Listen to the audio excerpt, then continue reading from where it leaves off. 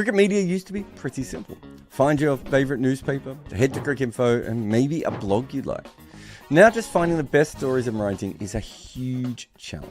You already have a job. You just want to read about cricket. Well, that is what the best of cricket is currently doing. They go out daily to find the newest cricket coverage and the best stories from any publication in the world. And when they can't discover what they want, they also hire some of the best writers to produce their own great stories. You can get the best of cricket via their website or on WhatsApp. They find cricket's best stories and give them to you every day. Morning, everyone, and welcome to the Scoreboard. What an exciting sport our game of cricket is. Let's just think about this. We saw an incredible partnership where the number 10 and 11 passed a total that allowed you to be more than 200 runs behind, and yet the team out there was absolutely ecstatic to have done that. Then one of those same tail enders saw a ball from Pat Cummins and smashed it over leg side for 6, and a moment later the umpire said it was too dark to play. Fascinating, weird sport that we have here. That we'll go through the game, but I just want to read the odds for those of you who might want to understand where this game is at the moment. Australia is currently about 21 to 1, meaning if you put on 1 rupee, you would win 21 rupees. India is currently 160 to 1, so if you put on $1, you would get $160 back. And the draw is 1.05, so you put on a 1 unit, you would get 1.05 units back at the moment. The weird thing about that is there's actually plenty of pars for victory for Australia and India, but the combination of rain and Josh Hazlewood's injury means that it's far less likely for us to see them. For instance, it is not impossible as you look at this game at the moment to be like, well, okay, let's say Australia get a wicket straight away. They then go out and they slog it around for 15 overs. They end up with a lead of 300 to 320. They declare, leaving India 65, 70, 75 overs to be able to score that amount of runs. Gives both teams a huge chance of winning, right? But would Australia be comfortable in declaring on any of those totals at the moment if Josh Hazlewood cannot bowl, not just in this match, but in the rest of the series? But in this match specifically, it means a lot more. The same with India. If they are chasing a total of 300-ish in that period of time, are they going to feel confident going out there and playing shots against the new ball, being that the last time they tried that is what got them into this terrible situation? And then even if somehow Australia does take an early wicket, scores really fast, and gives India a decent total to be able to chase, there's also the last thing, which is how many overs do we need to lose before it's almost impossible for Australia to take the wickets or India to make the runs? And then let's imagine we get towards the end of the day where somehow this fantasy situation that I've just come up with actually happens. And I don't know, Akash and Bumrah are batting again, but this time, 8 wickets down with 25 needed as the overs tick out. It's just going to get dark. There is just so many ways this cannot physically be a result. And yet you look at it from a cricket perspective and you're like, that could totally be a result. Like, there's plenty. There's plenty of things that could happen. It's a fascinating game that will most probably be a draw. Is the best way of putting it at the moment. If you would ask any questions, super chat's always the best way to go. But you can put some comments in as well, and we'll try and get to them. But let's go to the scoreboard part of the show. We've got heaps of slides today, so let's get through them. Rahul. So it's funny, isn't it? Because his innings is going to get largely forgotten as always. But it was the thing that allowed for the Bumrah and Akash partnership, and even Jadeja as well. But again, when he had a chance of making a huge score and changing his reputation and everyone talking him up, he finds an edge to Steve Smith for the second time, who in the first time Rahul edged the ball to Steve Smith not only dropped the ball, he punched Usman Khawaja in the nuts. I know that sounds made up, and it's maybe slightly hyperbolic. It might have been more of a base of the palm into the nuts more than anything else. But it was a truly weird moment of cricket. The second time was a much harder chance, and of course Steve Smith goes out of his way to pouch it. But just look at this. Very interesting batting from Rahul. He played a couple of straight drives. In fact, I think the second one would have gone for a 4. as well. But the only reason it didn't end up going for a 4 is it hit the sawdust. He hit a lot of sort of threes into the outfield at times as well. He was just checking his shots, waiting for the ball to be under his eye line and playing his shots, playing with soft hands, turning the ball on the leg side. It was in such stark difference to the rest of the Indian batting, which was quite often hard hands coming at the ball and everything else. So really good innings, which, as I said, will not be remembered. We've got a feature over on the main site, so we've got a couple of slides here that we've been looking at for him. This is one of the more batshit things I've ever seen. So for 5 years in international cricket, he could only bat in Asia, averaging over 40 in Asia, and the minute he travelled, completely tanking his average, right?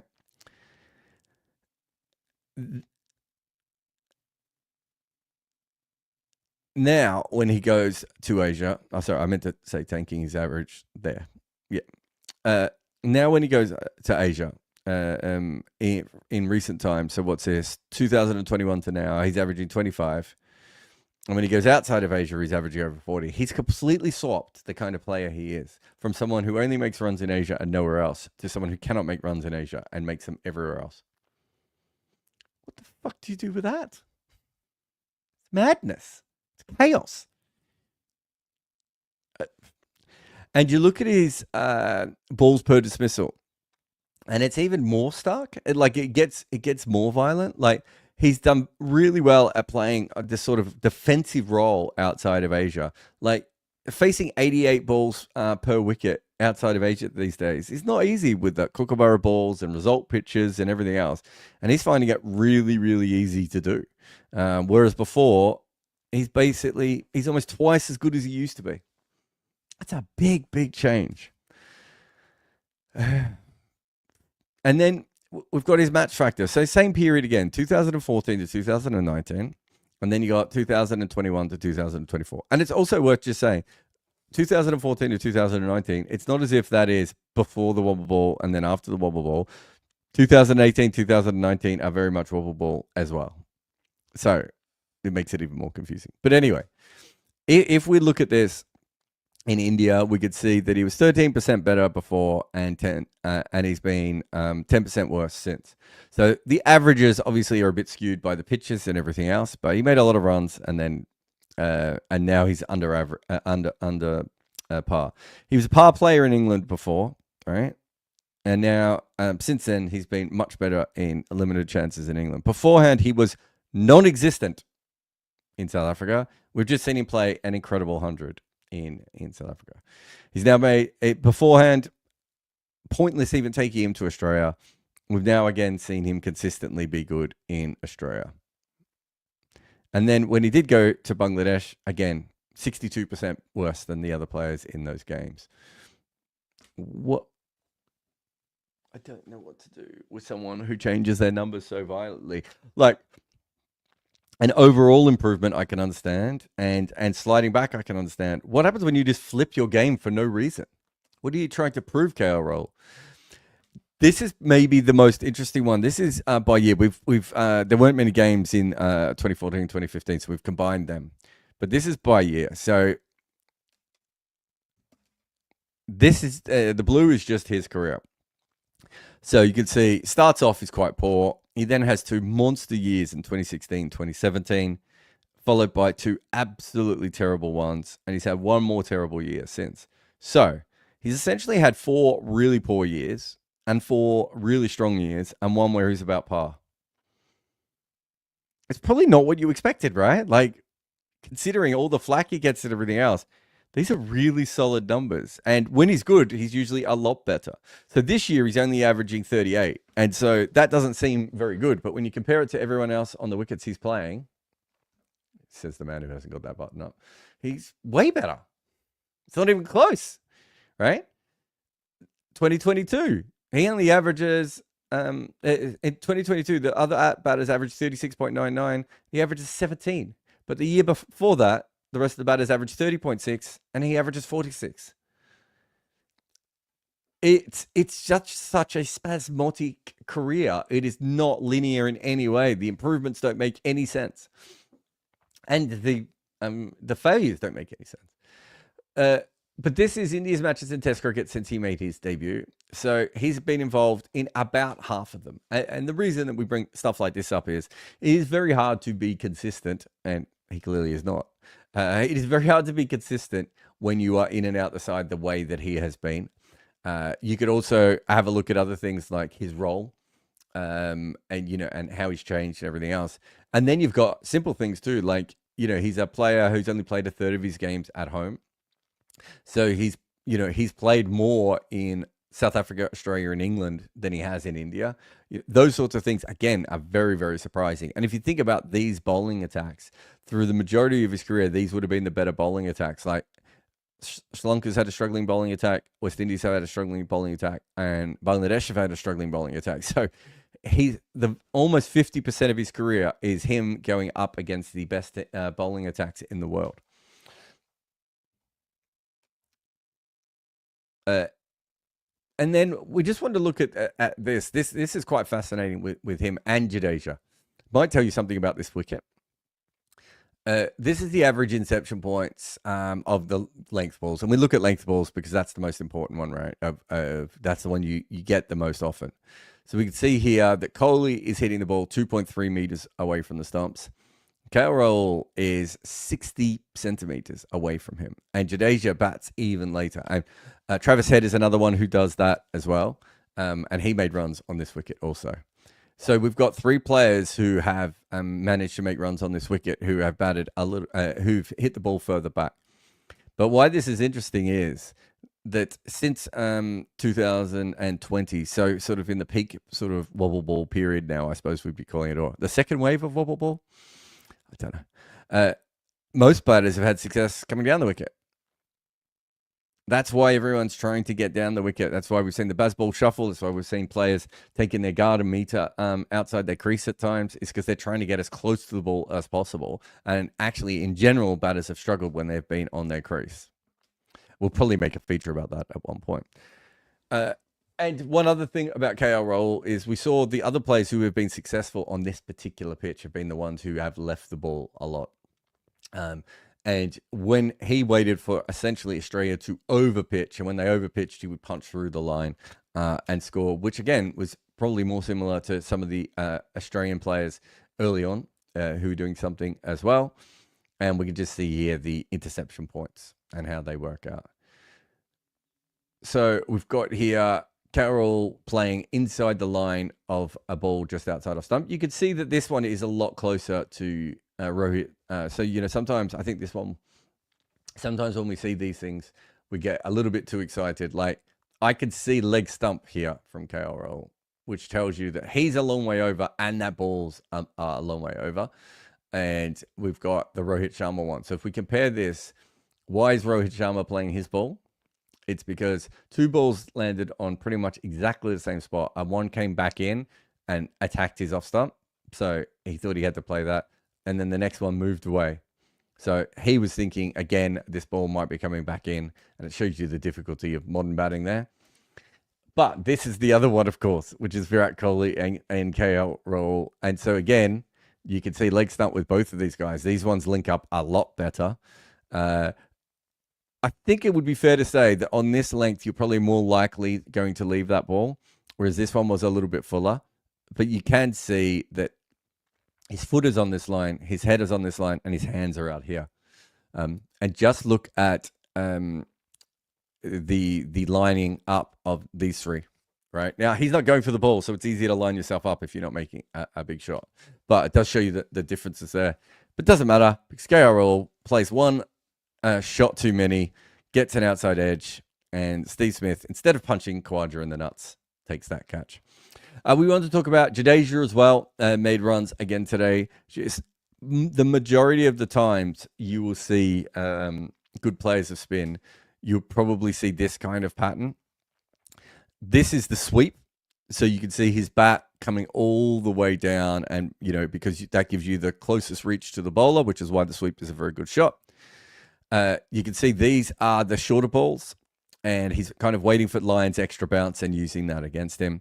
He's played a couple of balls off the crease, but the vast majority he has defended from in there.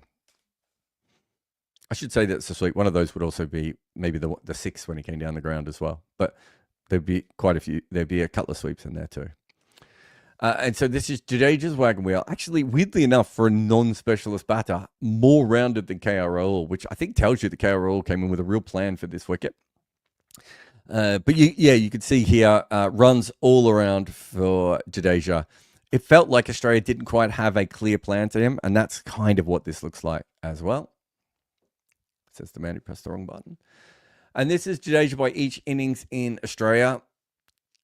So we've seen again his ability to get set and make runs.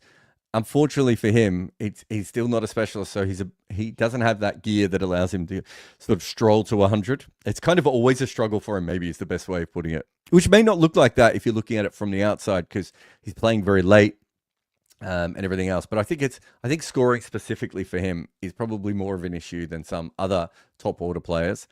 But again, really solid, making runs, helping out when he needs to. It was obviously a new ball wicket, and it was by the time he came in, it was much easier conditions to bat in, but he still batted really well. And he's actually, I'm trying to think of too many other players I'd want in the world when your team's a long way behind and it's a flat pitch, because he's just going to bat the moment, each ball. He's not going to bat the scoreboard. Maybe you'd want some attacking players to come in who could change it, but he's just very good at that. This is his match factor by country, and so we've split this up into two things. The blue one is his average, and the red one is his runs per innings.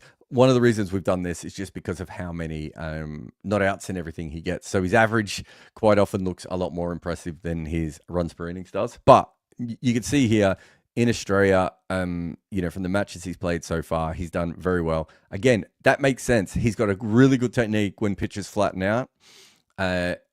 It's very hard to get Jadeja out if the ball is not moving laterally quickly, right?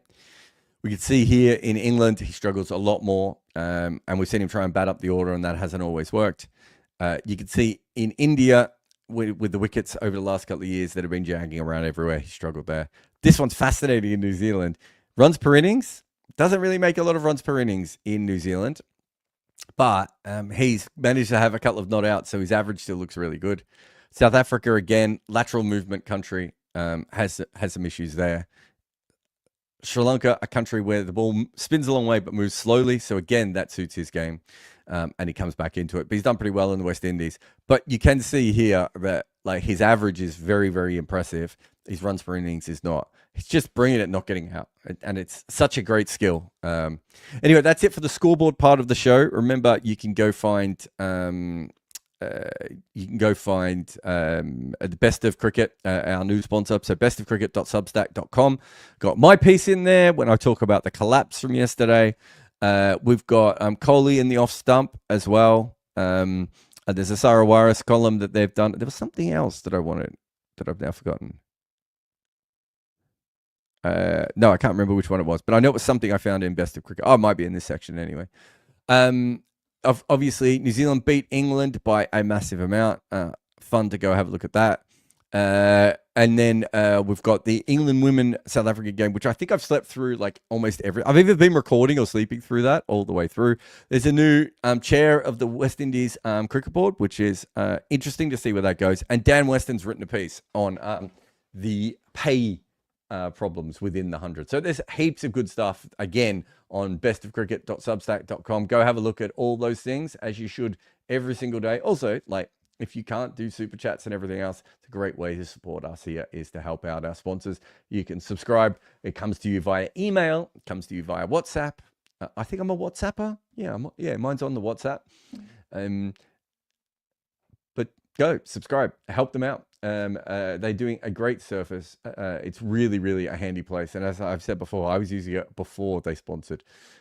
So more than happy to talk them up.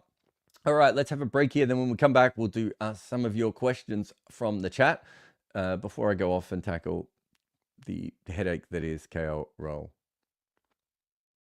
And that is why Nasser Hussain decided to bowl first at the Gabba. And this all, of course, reminds me of Hit Wicket, which is a mobile cricket strategy game that is all about making those tough decisions. Who do you want to send in as an opener when the asking rate is climbing? Do you go for the big hitter or the steady accumulator? Me, I like to throw in someone a little bit unorthodox, a bit of a wild card like the general. That keeps the opposition guessing. And what about the bowling attack? Do you unleash your express pace early or hold back for the death overs? I'm always tempted to bring on a mystery spinner in the middle overs and just try and break a partnership. Hit Wicket puts you in the captain's chair. You draft the squad and select the batting order and even decide when to use those game-changing abilities. Do you burn your 2x ability to chase down a big total or save it for a critical moment later on? It's strategic, it's addictive, and it's more nerve-wracking than facing a show-up actor bouncer. Give it a go. Download Hit Wicket and see if you've got the tactical nous to win. All right, got a bunch of questions here. Manu says, Indian Tailenders thrashed Australia. I mean, it's such a great sport that can be the takeaway when you're 193 runs behind. But that's where we are. This series has had some really weird moments. I think I might have put this up on Blue Sky earlier. You have Marnus Labuschagne bowling bouncers with Australia 1,000,000 runs behind at home. And then you have Virat Kohli and Rohit Sharma high-fiving because their tail has got them past the follow-on. Like it is. There's some moments we're going to be looking back going, did these things actually happen? Was this a thing? Genius says, Bumrah needs to do everything. Yes, I still find it funny that Siraj come in before the two of them. There must have been some sort of thinking there. Perhaps they thought if Siraj could stay out for 5 overs or so, that the seamers would get a little bit more tired, and then that would allow for the tail to come in later. It probably worked a lot better if that was the actual plan than they ever expected. But you would expect Siraj to bat number 11 in that situation. So the whole thing was quite funny. But yeah, then Bumrah having to go and do the job himself. I was pretty confident, weirdly, that they would get past the follow-on. And I don't know if that's just because I just trust everything that Bumrah does is going to be great, or if it was more to do with the fact that I thought India had stuttered a bit when they should have got past it pretty easily anyway. So, yeah, Bumrah now only needs to go out and take what would I suppose if they bowled them out for like 70, that would change its game again. Dr. Ayush says best shot of this innings came from Kohli's bat. I wasn't played by Kohli though. I like that as well. Yeah, there is a long history in cricket, by the way. I know this is not exactly what you meant by this, Dr. Irish, but there is this long history in cricket of people like borrowing bats. And I remember this myself. I was playing club cricket and I was really struggling and I couldn't find any runs. And a friend of mine, he'd bought a bat and then his parents bought him a more expensive bat. And they're both really good bats. It was like a GM Maestro. I think I still have it. And he said to me, look, I've used it a few times, so it's not brand new. If you want to buy it. And I borrowed it in a game and went out and just smashed the ball everywhere. And it's so funny how like getting someone else's bat sometimes just feels different in your hands, and you go out and bat better with it. I have never been able to explain that why that happens in cricket. Kartik says, any speculations on how we'll end up with a 2-2 scoreline for the series? For example, India has a better chance at MCG or SCG. I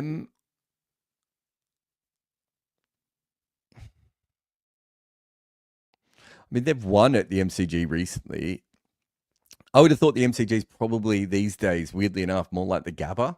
So at this stage, that wicket has helped Australia more. So you would probably go with the SCG helping India more. Having said that, it's not like the old SCG wicket. So it's not like, India are going to the SCG, so they'll be fine. It's not like that anymore. But I would say that off the top of my head, I would probably prefer, if I was India, to be playing in the SCG next. Oh, God. Shomik says, Gill averages 26 in center countries. Do you think he has the technical ability to bat at the top of the order? I feel like he's better suited coming down the order. No, I actually think he's terrible coming down the order. I don't think he's a good starter, and I don't think even batting at first drop is the best for Shubman Gill. So no, I definitely wouldn't think that. I'm not going to look at his full center numbers now, but he's 25 years old and he's an Indian cricketer. do we really expect him to be already a star in overseas conditions, or should we wait for him to play a little bit more? I mean, we've seen him be good at times. In Australia, New Zealand, he just hasn't played enough one-day cricket around the world, has he? It's quite annoying. I would kind of like to see him play more one-day cricket around the world. Then I could have had a better look at whether there was something in his overall technique. But no, I don't think there's anything wrong with his technical ability outside of Asia. I think he just needs to bat more outside of Asia. We've got to stop thinking that players are just going to be good straight away. That's not how professional sport has ever worked.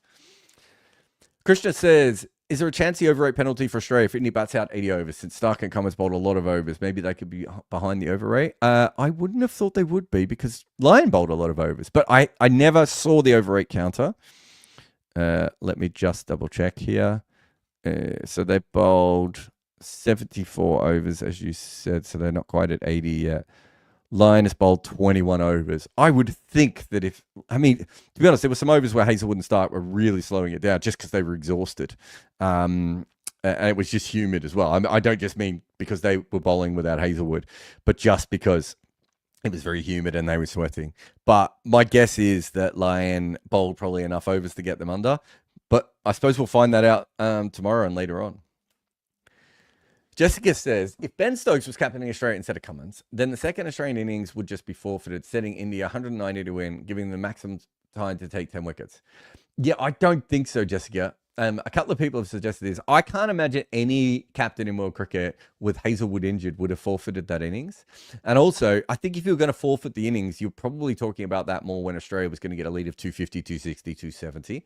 And if you backed your bowlers and your bowlers were all fit and healthy, then maybe you would have done it. But I'm not sure what the point of that is because the extra runs might also be important. I just think you're risking, it's 1-1.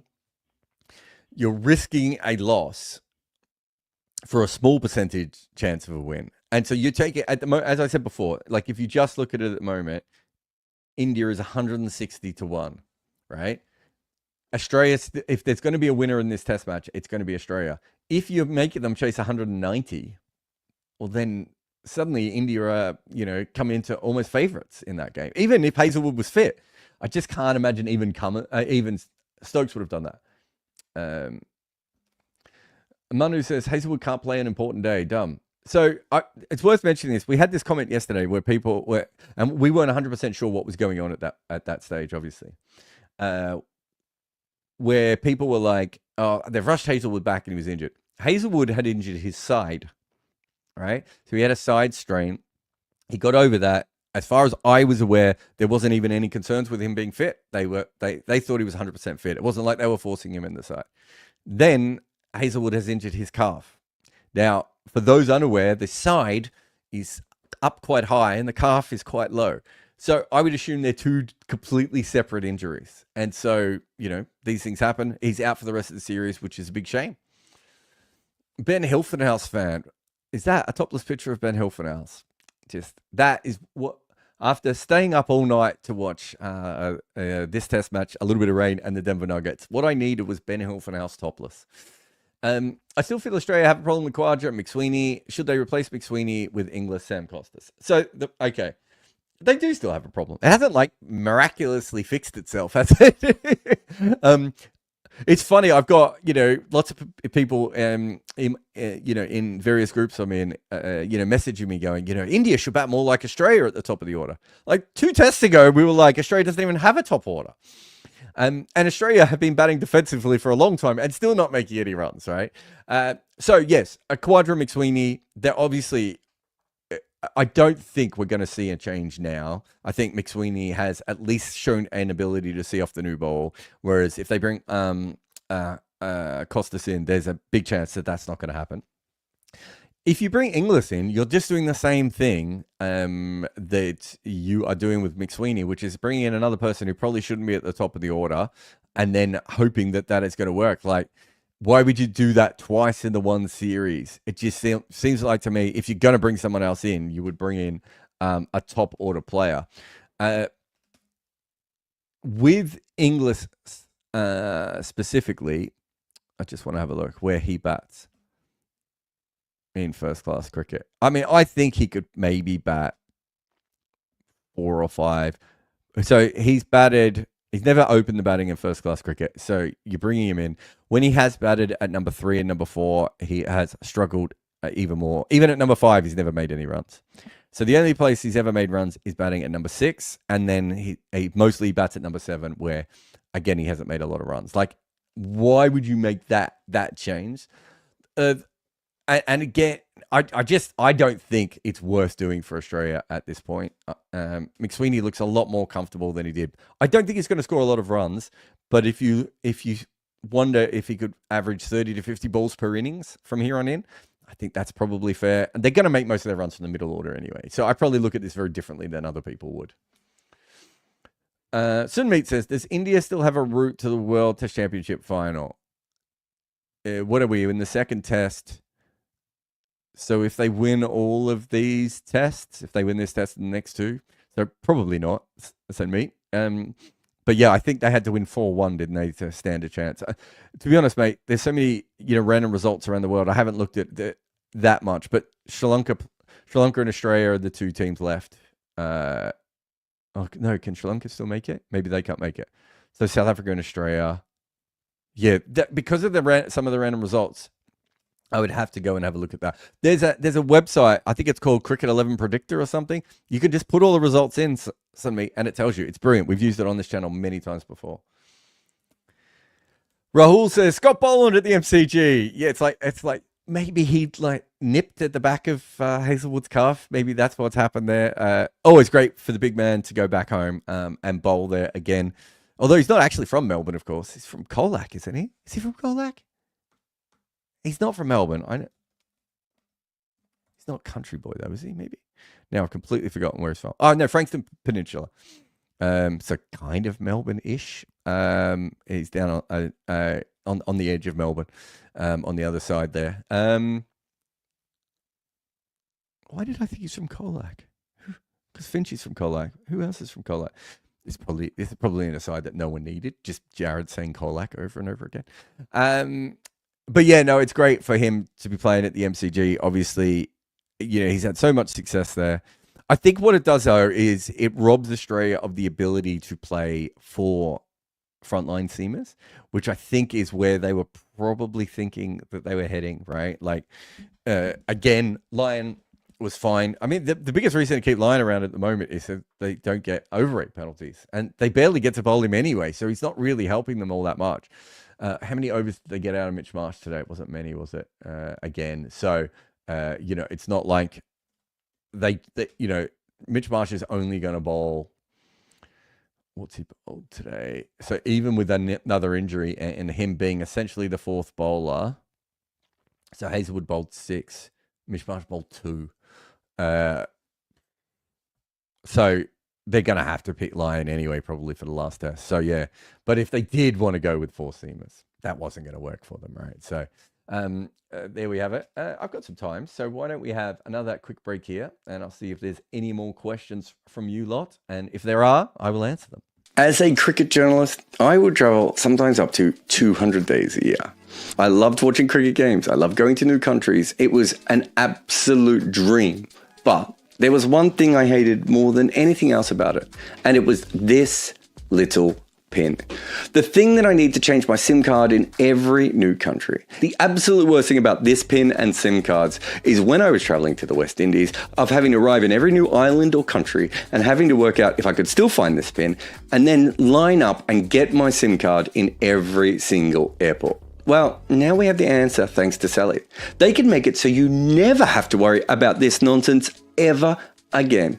They use an eSIM app that once you install once, it is easy, simple, and cheap. Oh, and it works in more than 160 countries. And you can throw these pins away forever, because now you just need to download the Saily app before your trip. And if you do it with our code, Good Areas, you get an exclusive 15% discount on Saily eSIM data plans. So before your next holiday or work trip or any time you have to travel to another country, download the Saily app and use the code Good Areas, or one word, at checkout, and you can travel like a pro with Saily. All right, a few more questions that we've got lined up. Siddharth with another super chat.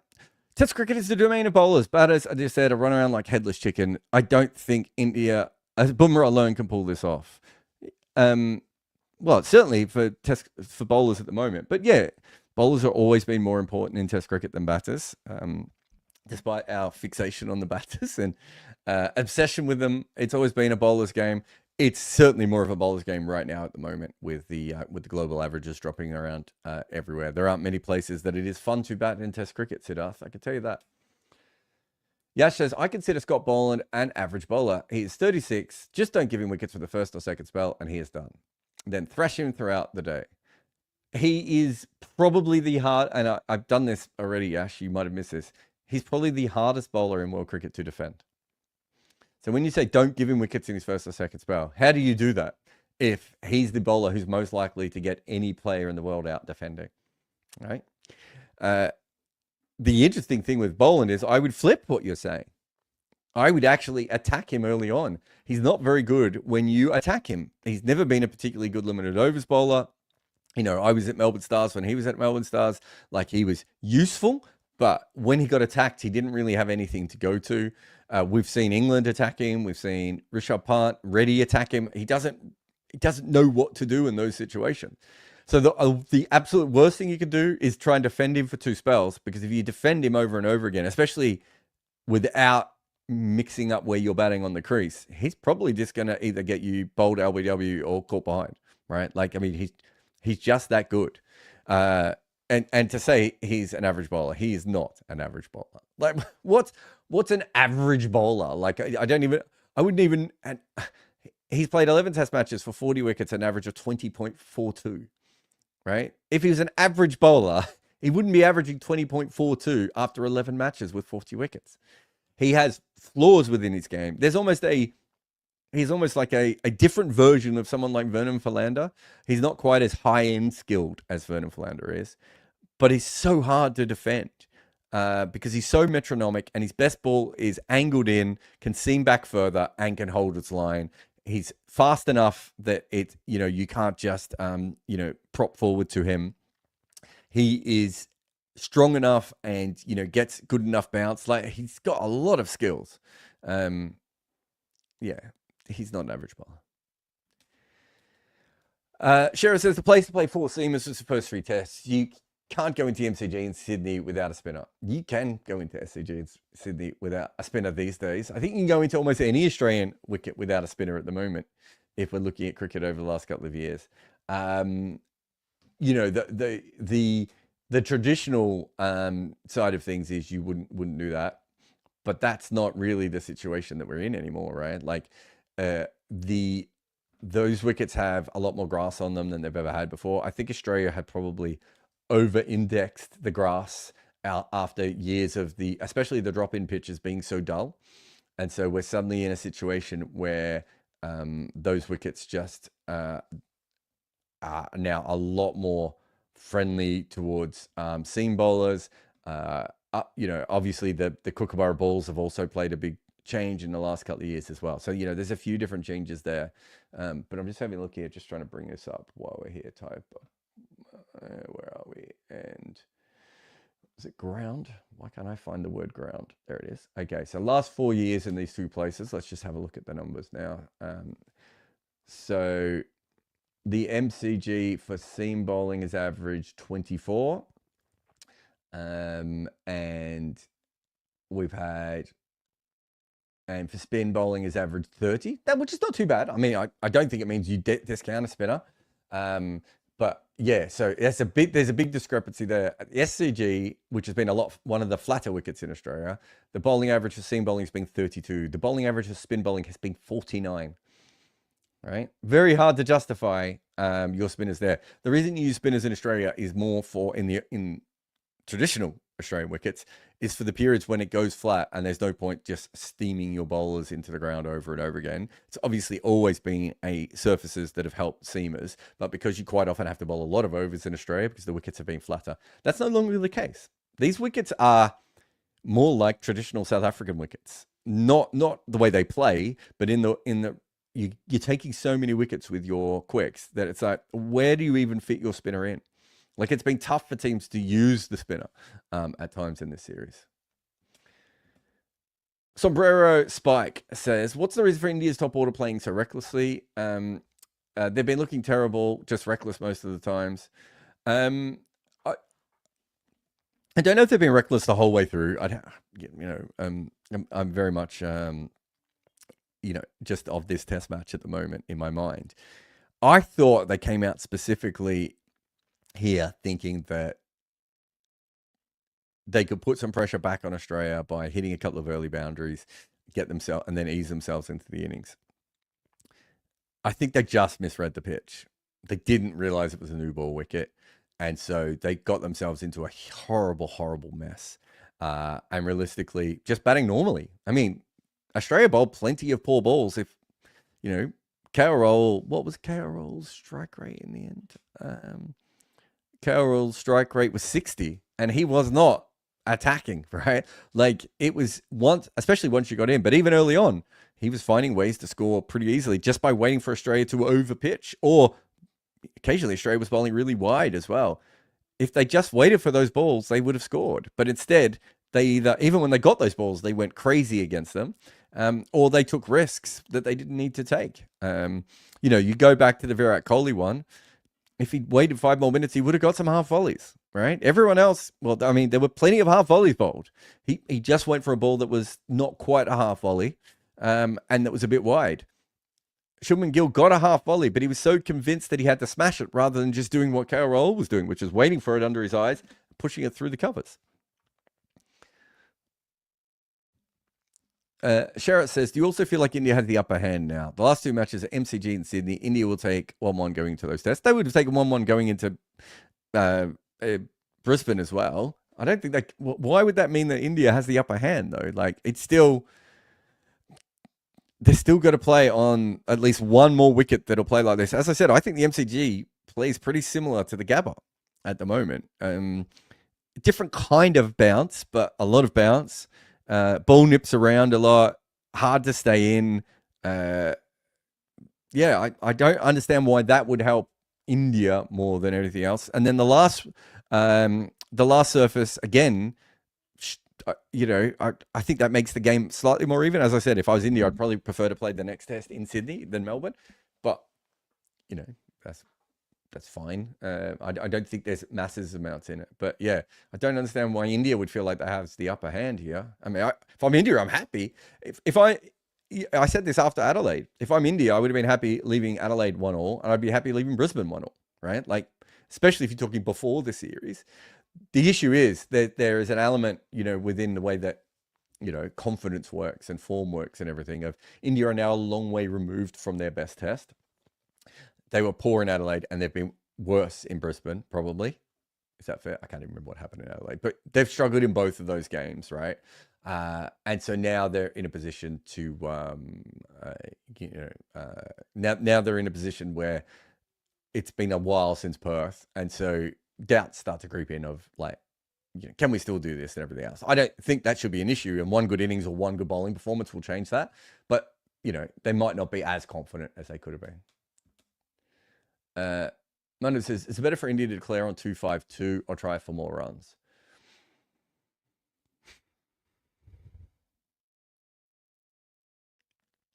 If they are just thinking of drawing the game, which obviously, Manu, is the most likely result, as I said before at the top of the show, it's almost an unbackable favorite. If they're just trying to draw, you bat on. If they think, well, wait a minute, Australia might give us a tasty declaration here, and we've gone from a game where we had, I think they were 450 or 500 to 1 at one stage. I backed them at 360 to 1. They're now into 160 to 1. If Australia set them 300 odd, then they're going to come in quite a bit from that, right? Who knows if they can win with the rain and the light and and their top order and everything else. But they give themselves a chance to win that game, and then it's on them to draw it. But it's a punchy move. I mean, you're 9 wickets down. I kind of think,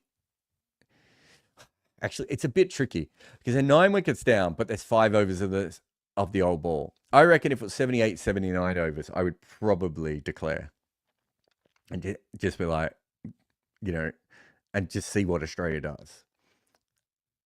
Whereas now maybe you think about it differently, but it really depends on the camp. Like, to get back to Jessica's point from before about Ben Stokes, England would definitely declare, right? And say to Australia, do you have the balls to go for the win here?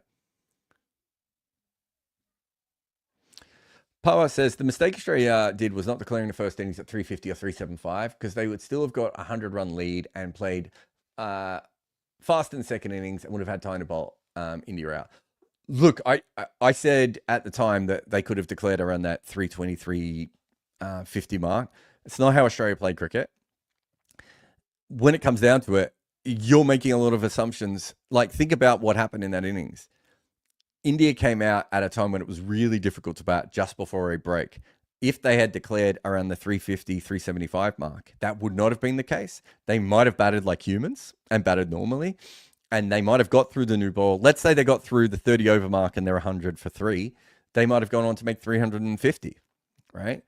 You can't, that's why, I mean, I get your general point, and I was thinking at the time, if it was England, they probably would have declared with about 20 minutes to bowl on, what day was it? Day 2? I can't remember what days we're on now. Yeah, day 2, I think, wasn't it? That's probably when England would have declared. But that's not how Australia play their cricket. And yeah, I would have been very surprised if they'd done that. Tessia comes in with a super chat. Is Kane Williamson the only one of the Fab Four that doesn't have a glaring weakness? And he is the one most like AB de Villiers, technically speaking. Perhaps you could do a Fab Four and their weaknesses video. I mean, his weakness is playing against the best lineups, isn't it? I mean, that's really going up against the best bowlers has been his weakness pretty consistently in his career. Never made runs in South Africa, never made runs in Australia, never made runs in India, I want to say. I can't remember what his record is. But yeah, technically, I think he's the best player. Yeah, no, I would definitely, I'm just trying to think back. I definitely say that out of those guys. Plays the ball right underneath his eyes. Very straight bat. Hits the ball where it's supposed to be hit rather than, the way that Smith goes at it. He's not pushing at the ball the way that Kohli does.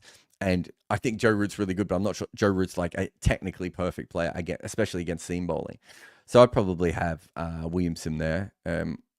I don't know why Williamson doesn't make more runs against the better teams. I kind of feel like he should, but he doesn't. I don't know if we'll do a Fab Four and their weaknesses video, but thank you for the suggestion. Genius says, Akashdeep trying to be Shami, but get him broad, please. Do you know what? Just on Akashdeep, and it has nothing to do with your super chat, really, but thank you for it. I thought he bowled really well in the first innings, and I've mentioned it, and I saw KK do a similar thing where we both went back and looked at the control data, and it's like, Akash bowled really well. It'd be very interesting to see what India think going ahead. There's a reason that Prashant Krishna's not playing, right? Like, we don't know what it is at the moment. Not looking good in the nets. Maybe he's got half a niggle.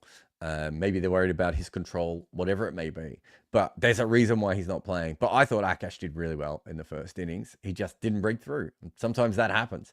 But he's a batter now, so we're fine. Hell of a number 11. I was thinking that when he came out, I was like... And I'd forgotten that Siraj had gone up ahead of him. And for a minute there, I was like, when did their tail get so good? And then I remembered that it hadn't got good. They just set Siraj out earlier. All right, that's it. Me done. I'll actually be doing a wagon wheel later this afternoon, which will probably be around 4 p.m. UK time. If you want to pop back for that, I take questions there as well. But the majority of the questions will come from Patreon. And then obviously any super chats or anything else we'll try and get to later on. But I'm going to go off and do another piece now on KL Rahul. And then I will see you for the wagon wheel. And then I'll see you for Morning Glory. Then I'll see you for the end of the test match. I might as well just live stream my entire life. Cricket media used to be pretty simple. Find your favorite newspaper, head to Cricinfo, and maybe a blog you'd like. Now just finding the best stories and writing is a huge challenge. You already have a job. You just want to read about cricket. Well, that is what the best of cricket is currently doing. They go out daily to find the newest cricket coverage and the best stories from any publication in the world. And when they can't discover what they want, they also hire some of the best writers to produce their own great stories. You can get the best of cricket via their website or on WhatsApp. They find cricket's best stories and give them to you every day.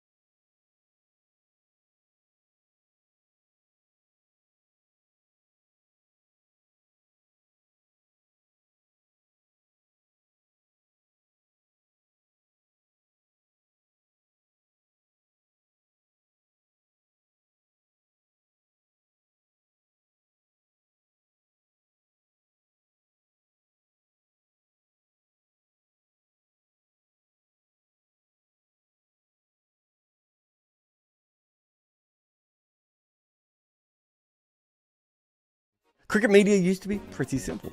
Find your favourite newspaper, head to Cricinfo, and maybe a blog you like. Now just finding the best stories and writing is a huge challenge. You already have a job. You just want to read about cricket. Well, that is what the best of cricket is currently doing. They go out daily to find the newest cricket coverage and the best stories from any publication in the world. And when they can't discover what they want, they also hire some of the best writers to produce their own great stories. You can get the best of cricket via their website or on WhatsApp. They find cricket's best stories and give them to you every day.